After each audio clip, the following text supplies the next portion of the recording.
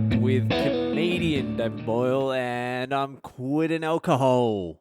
So you all know I don't mind a good conspiracy.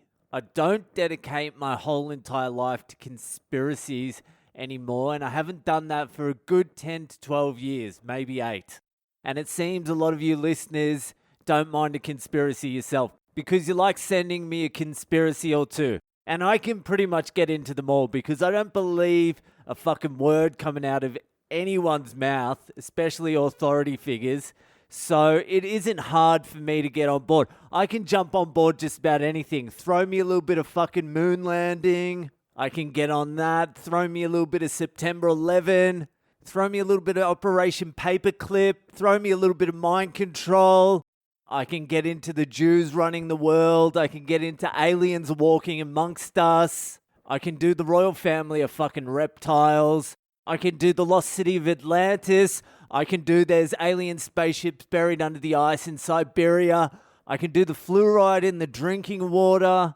I can do the Illuminati. I can do the child sex trafficking by the elites. I can do the Mandela effect. I can go the Bermuda Triangle. I don't give a fuck. I can get involved in them all.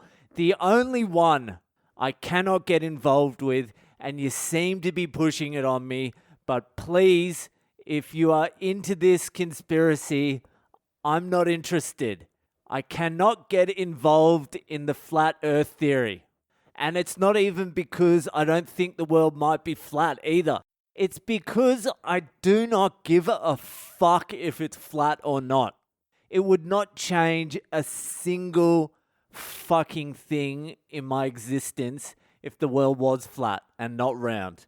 It would make zero fucking difference. And you watch the videos and they're like, what if you found out everything that you had been told since you were a little kid was a lie? I'm like, I assume that it would shake the core of your reality. I'm like, yeah, the core of my reality was shaken pretty fucking early on. The world being flat isn't really going to change my perspective on things. I barely think reality is real. I think this reality we're living in is more like an inverted dream. Like we go to sleep into this reality. Like the dream world we go to sleep into is more like actual reality. That is the world of infinite possibilities in there. And then we wake up into this reality with like laws of nature and restrictions and limitations.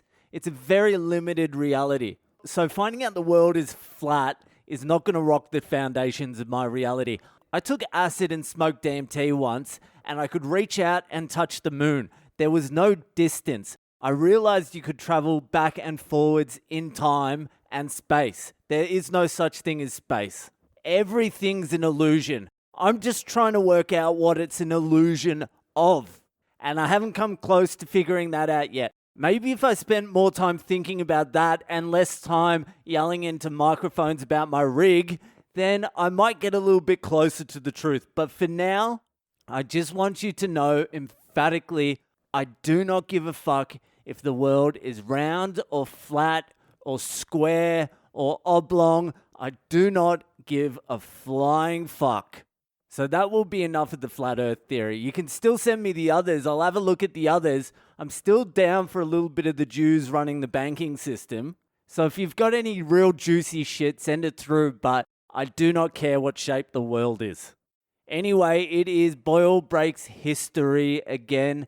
This week we will be covering a topic that is very, very close to my heart. It is the Olympic Games, the history of the Olympic Games. I thought it would be a very topical subject considering what is quite possibly the last Olympic Games are being held as we speak. Most of you probably didn't even know that, and most of India don't know that either because when Olympics comes around, it gets really fucking quiet around here. They won a silver medal on day one, and they thought there was going to be a flood of medals coming in, and they're still sitting on one silver medal, and there's over 1 billion Indians. Cuba has more medals than India. So the first Olympic Games was held in a little fucking town in Greece called Olympia, 776 BC, before Christ. And in the original Olympic Games, it wasn't just sport. It was like fucking violin and poetry and riding and fucking souvlaki rapping. There was a lot of different shit going on. So the very, very first Olympic Games, there was only one event, the 200-yard dash. Then after that, they started adding more and more events like the slave fighting, fighting to the death, the nudie run. That's what they would do, these fucking Greek pedophiles. And that is accurate, historically accurate. The Greeks back then were fucking kids too. That was probably an Olympic event. The 200-yard dash, pita bread discus, slave fighting, and kid fucking. It was like Greco-Roman wrestling, except they would just have a line of kids and just fuck them until, I don't know, until their erection went away or something. I don't know. The first one to go soft loses. So that's what the early Olympics was. White people dominated it for the first 1,000 years. Everyone competed nude. They would just lather themselves in olive oil. And I think the winners got an olive branch on their head. I think that's what they won. Like the winner of the child fucking event would get an olive branch. I don't know what second and third would get. I think if you're an ancient Greek, just competing in that is its own reward. I wonder what the kids got. Probably a little bit of olive oil. So that went on for quite a while. It was fucking horrific. And then in 755 AD, after Christ, I just made that number up, some Roman emperor who was a Christian was like, these games are fucked. We've literally got an event called Spear a Heathen.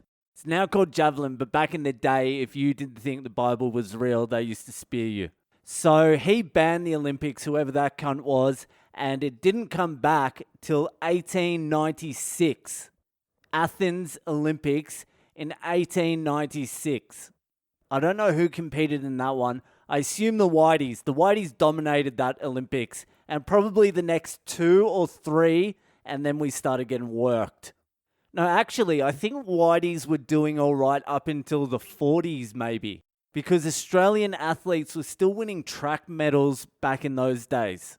Like a guy named Roger Bannister. He looked like a fucking balding history teacher. How the fuck was he winning Olympic golds? Did he win the Olympic gold?